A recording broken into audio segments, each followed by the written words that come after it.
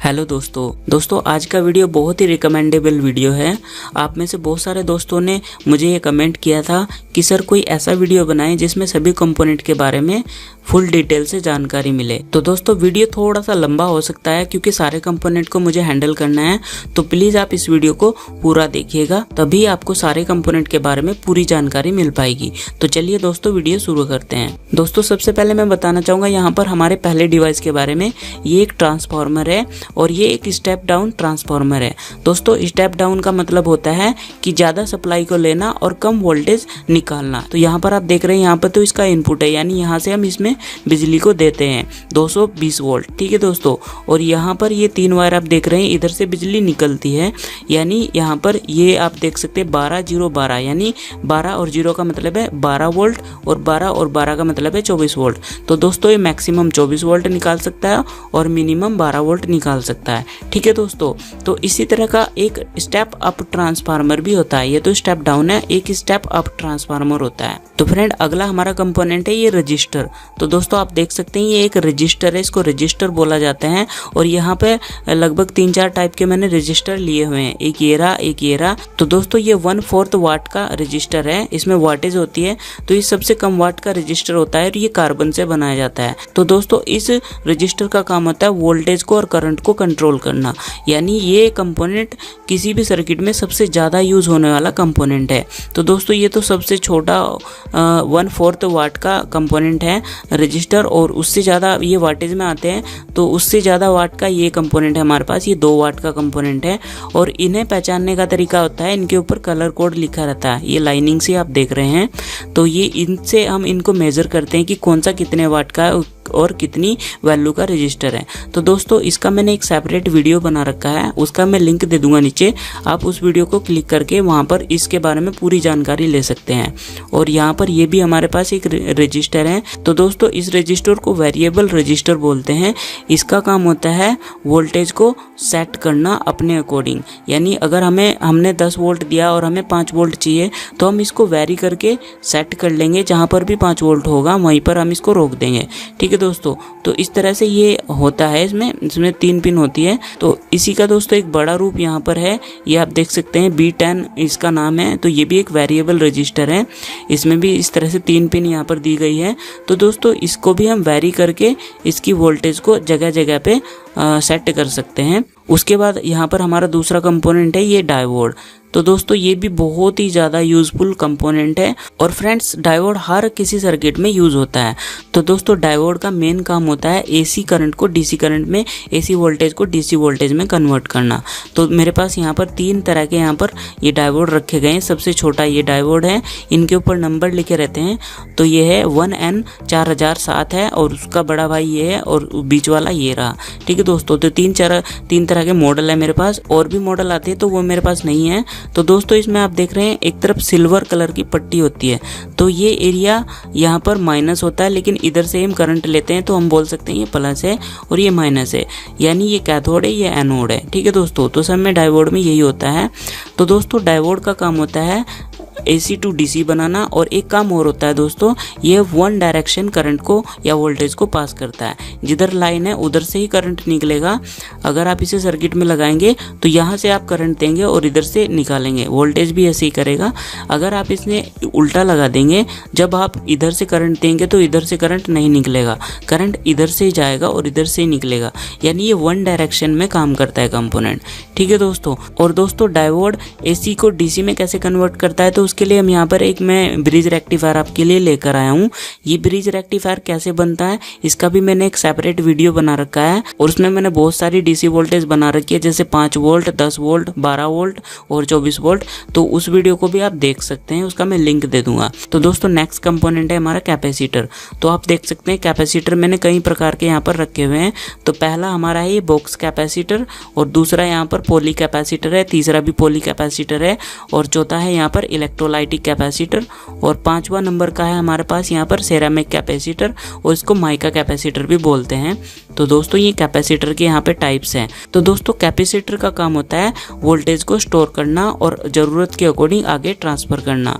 दोस्तों कैपेसिटर के कई सारे काम होते हैं। कैपेसिटर का काम फिल्ट्रेशन भी होता है, फिल्ट्रेशन का काम ये कैपेसिटर करता है, इलेक्ट्रोलाइटिक कैपेसिटर। तो दोस्तों कैपेसिटर की जो पावर है उसको फैरेड में मापा जाता है, लेकिन दोस्तों फैरेड बहुत बड़ी इकाई होती है, ये तो हम यहाँ पर यूज़ करते हैं नैनो फैरेड में, पिको फैरेड में और माइक्रो फैरेड में। तो यहाँ पर आप देख लीजिए 1, 2, 3 और 4, ये 4 जो कंपोनेंट है इसको हटा करके ये नॉन डायरेक्शनल कंपोनेंट है, यानी इन्हें किसी भी डायरेक्शन में आप लगा सकते हो। ये नॉन पोलर है, इनकी कोई पोलैरिटी नहीं होती, उल्टा सीधा ऊपर नीचे जैसे भी आप लगा दीजिए। लेकिन वहीं पर ये कैपेसिटर जो है इसको आप इलेक्ट्रोलाइटिक कैपेसिटर बोलते हैं, ये फिल्ट्रेशन का काम भी करता है। तो दोस्तों इसमें डायरेक्शन होती है, यानी इसमें प्लस और माइनस होता है। इसको आप प्लस की जगह प्लस लगाइए और माइनस की जगह माइनस। अगर आपने उल्टा लगा दिया तो ये फट सकता है और ये ख़राब भी हो जाएगा। ठीक है दोस्तों, तो इस तरह से कैपेसिटर भी काम करता है। अगला कंपोनेंट है हमारा रिले। तो दोस्तों ये बहुत ही यूज़फुल कंपोनेंट है और बहुत ही ज़्यादा इसका यूज़ होता है किसी भी सर्किट में। तो दोस्तों एक बेसिक सी जानकारी, एक तो यहाँ पर सॉलिड स्टेट हमारे पास ये रिले है, लेकिन दोस्तों दूसरा आप देख सकते हैं यहाँ पर ये भी एक रिले है, ये भी सॉलिड स्टेट रिले है, लेकिन ये ट्रांसपेरेंट रिले है। आप देख सकते हैं इसके सारे कंपोनेंट अंदर के दिख रहे हैं। तो दोस्तों ये कैसे काम करता है, ये सिर्फ एक स्विच है, तो ये ऑन ऑफ का काम करता है। ठीक है दोस्तों, तो दोस्तों आप देख सकते हैं बेसिकली रिले में 5 पिन होती है, सबसे कम पिन 5 ही होती है। उसके बाद इन पिनों की संख्या बढ़ती चली जाती है। जैसे आप यहाँ पर देख रहे हैं इसमें 5 पिन है और इसमें ज़्यादा पिन है, इसमें 8 पिन है। ठीक है दोस्तों, तो इस तरह से रिले की फिलहाल हम इनके बारे में बात करेंगे। तो आप यहाँ पर जो 2 पिन देख रहे हैं ये तो इसकी आउटपुट है यहाँ पर, और जिधर 3 पिन है तो दोस्तों बीच वाली जो पिन है यहाँ पर ये कॉमन पिन है। इसमें हम चाहे AC दे चाहे DC दे, इसकी जो यहाँ पर इनपुट देंगे और आउटपुट इन दोनों में से निकलेगी। और ये जो 2 साइड की पिनें होती है ये काम करती है इसको ऑन ऑफ कराने का, यानी ये कोयल की पिनें होती हैं। ठीक है दोस्तों, ये कोयल की पिनें होती है, जब इन पे करंट आता है जब ये रिले काम करता है। और नॉर्मल कंडीशन में यहाँ पर आप करंट देंगे तो यहाँ से आप बाहर ले सकते हो, ये इसका NC पॉइंट है। और NO पॉइंट ये होता है जब आप इसकी कोयल पे करंट देंगे तो ये जो वायर यहाँ पर आपने देखा ये करंट जुड़ रहा है, तो ये यहाँ से वायर हट के यहाँ पे चला जाएगा, और फिर ये जो करंट यहाँ से यहाँ जा रहा है वो यहाँ से हट करके यहाँ पे आना शुरू हो जाएगा। तो रिले इसी तरह से काम करता है, इसमें भी इसी तरह का फंक्शन है। ये जो 2 पिन आप देख रहे हैं ये इस कोयल को होल्ड करती है, यानी इसमें करंट देते हैं तो ये होल्ड हो जाती है। उसके बाद 2 पिन ऐसी होगी जिन पे हम करंट को देते हैं, यानी इनपुट देते हैं, तो वो पिन है इसकी बीच वाली, ये वाली। ठीक है दोस्तों, और उसके बाद 2 पिन इसकी NO होगी और 2 NC होगी। इस तरह से ये काम करता है। हर किसी रिले पर उसकी एम्पियर रेटिंग लिखी रहती है। ठीक है दोस्तों, तो इस तरह से काम करती है रिले। तो दोस्तों अब नेक्स्ट कंपोनेंट हमारा ये रहा, इसको LED बोलते हैं। तो दोस्तों इस LED का फुल फॉर्म होता है लाइट एमिटिंग डायोड, ये भी एक डायोड ही होता है। तो दोस्तों इस डायोड का काम होता है इलेक्ट्रिकल करंट को फोटॉन्स में चेंज करना, यानी प्रकाश में चेंज करना। तो दोस्तों LED कुछ इस तरह के सेमीकंडक्टर से बनाया जाता है जिसको करंट देने से वो फोटॉन्स पैदा कर सके। तो इसमें जो हीट होती है वो फोटॉन्स के रूप में बदल जाती है दोस्तों। तो इसके बारे में तो खैर आप जानते ही हैं। तो दोस्तों LED कई प्रकार के बाजार में आते हैं। ये 10 mm का LED है, ये भी 10 mm का LED है, ये 5 mm का LED है, और यहाँ पर सबसे जो लेटेस्ट वर्जन है ये रहा हमारे पास, ये 4 पिन LED है और ये भी 5 mm का LED है। तो दोस्तों एक्चुअली ये 4 पिन LED इसलिए है क्योंकि इसमें 3 तरह की LED मौजूद है, ग्रीन, येलो और वाइट। इसमें 3 LED का ये कॉम्बिनेशन है। अब दोस्तों अगला कंपोनेंट है हमारे पास यहाँ पर ट्रांजिस्टर। देखिए दोस्तों यहाँ पर ये ट्रांजिस्टर मैंने कई तरह के रखे हुए हैं, एक ये रहा, एक ये रहा और एक ये रहा, ये तो ट्राइक है। तो दोस्तों ट्रांजिस्टर के बहुत सारे काम होते हैं और ट्रांजिस्टर एक बहुत ही बड़ा रोल निभाता है इलेक्ट्रॉनिक्स में। दोस्तों ट्रांजिस्टर का यूज आज बहुत ही ज्यादा है इलेक्ट्रॉनिक्स में। दोस्तों ट्रांजिस्टर बहुत ही यूजफुल कंपोनेंट है। और दोस्तों ट्रांजिस्टर में 3 पिन होती है, इसमें 2 पिन नहीं है दोस्तों, इसका बेसमेंट 1 पिन है। तो दोस्तों ट्रांजिस्टर में होता है एमिटर, बेस और कलेक्टर। 3 पिन से मिलकर ट्रांजिस्टर बनता है। और दोस्तों ट्रांजिस्टर के बहुत सारे काम होते हैं, जैसे फ्रीक्वेंसी पैदा करना और एम्पलीफिकेशन करना और भी बहुत सारे काम होते हैं ट्रांजिस्टर के। और ये वाला जो ट्रांजिस्टर है इसको हम मॉसफेट बोलते हैं। मॉसफेट का फुल फॉर्म होता है metal oxide semiconductor field effect transistor. तो दोस्तों आपने देखा होगा कि माइक पे जब हम बोलते हैं तो हमें कभी कभी आवाज़ को बढ़ाना होता है, तो हम ऐसे घुमा करके आवाज़ को बढ़ा देते हैं। तो वो काम इसी ट्रांजिस्टर की मदद से होता है। ठीक है दोस्तों, अगला कंपोनेंट है हमारा ट्रायक। ये देख सकते हैं आप, ये ट्रायक है दोस्तों। ये कंपोनेंट एसी पे ही काम करता है। तो इसमें भी 3 पिन होती है ट्रांजिस्टर की तरह। इसमें जो पहली पिन होती है वो तो टर्मिनल 1 होती है, दूसरी टर्मिनल 2 होती है और तीसरी पिन इसमें गेट होती है। ठीक है दोस्तों, तो इस तरह से इसके कनेक्शन किए जाते हैं। तो दोस्तों ये कंपोनेंट बेसिकली एसी का स्विच का काम करता है, यानी एसी को कंट्रोल करने का काम करता है। दोस्तों जब हम ट्रैक की गेट पर सप्लाई देते हैं तो ये एक स्विच की तरह काम करने लगता है। तो ये एसी कंपोनेंट है, तो एसी में यूज़ किया जाता है, बहुत ही यूजफुल कंपोनेंट है। उसके बाद हमारे पास यहाँ पर एक ये इंडक्टर है। तो दोस्तों ये कंपोनेंट बहुत ही जगह यूज होता है, जैसे मोबाइल के चार्जर हो गए, टीवी हो गया, फैन हो गया, ये हर जगह काम करता है। तो दोस्तों ये इंडक्टर होता है, इसमें एक कॉइल होती है। तो एक कॉइल इस तरह से लिपटी हुई होती है दोस्तों, और उसके 2 टर्मिनल निकले होते हैं। तो दोस्तों इंडक्टर का काम होता है नॉइस रिडक्शन और इंडक्शन पैदा करना, और उसी का एक वर्जन ये रहा। ये भी दोस्तों बहुत ही जगह यूज होता है। तो इसमें होता क्या है, एक कॉपर का वायर होता है, उसको ऐसे लपेटा जाता है, एक सिरा उसका शुरू वाला होता है और एक लास्ट में जो बचता है वो होता है। तो दोस्तों जब इस कॉइल में हम करंट देते हैं तो क्या होता है, इसमें एक मैग्नेटिक फील्ड बन जाता है जो करंट को आगे जाने से रोकता है। तो यानी एक बैक ईएमएफ पैदा हो जाता है इसमें। तो दोस्तों इसकी जो पावर होती है उसको हेनरी में मापा जाता है। अगला हमारा कंपोनेंट है दोस्तों एनटीसी। इसका मतलब है नेगेटिव टेम्परेचर कोएफिशिएंट। तो दोस्तों ये कंपोनेंट कुछ इस तरह से काम करता है, जब इस कंपोनेंट का टेम्परेचर बढ़ जाएगा तो ये करंट को आगे पास करना शुरू कर देगा। यानी जब इसका टेम्परेचर बढ़ेगा तो इसका रेजिस्टेंस जो है वो घटना शुरू हो जाएगा, और जब रेजिस्टेंस घटेगा तो करंट इसमें आगे जाना शुरू हो जाएगा।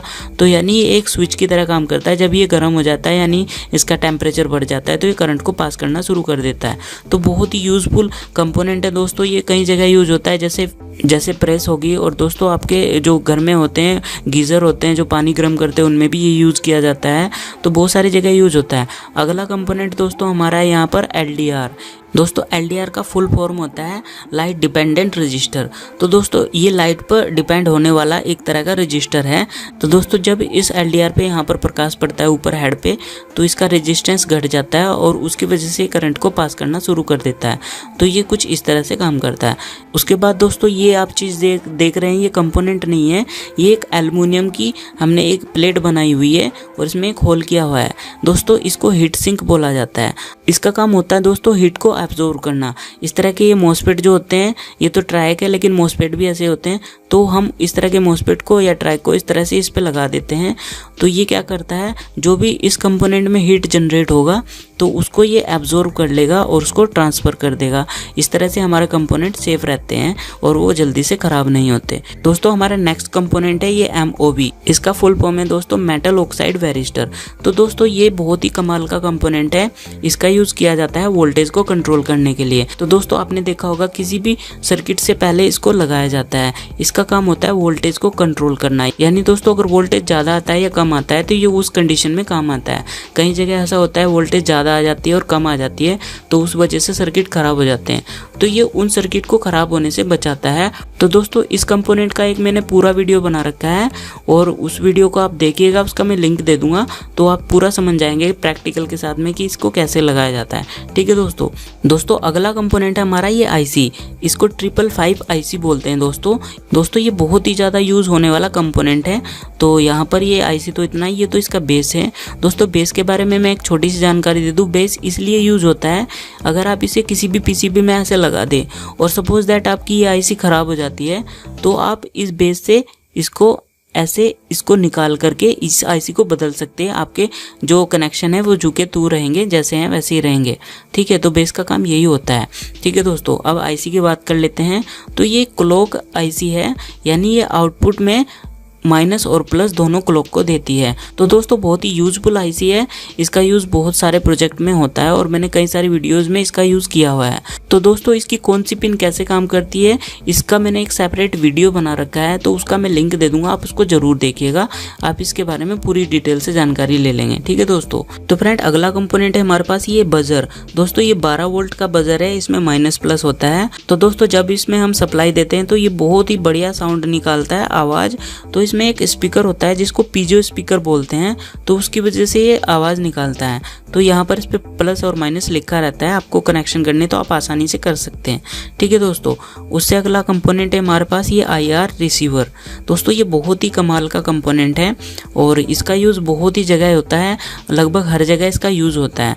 दोस्तों इसके साथ में मैं एक LED और दिखा दूँ आपको। ये यहाँ पर एक LED मेरे पास है, इसको IR LED बोलते हैं। आपने देखा होगा दोस्तों रिमोट के सामने एक छोटी सी LED लगी रहती है, तो वो यही LED होती है दोस्तों।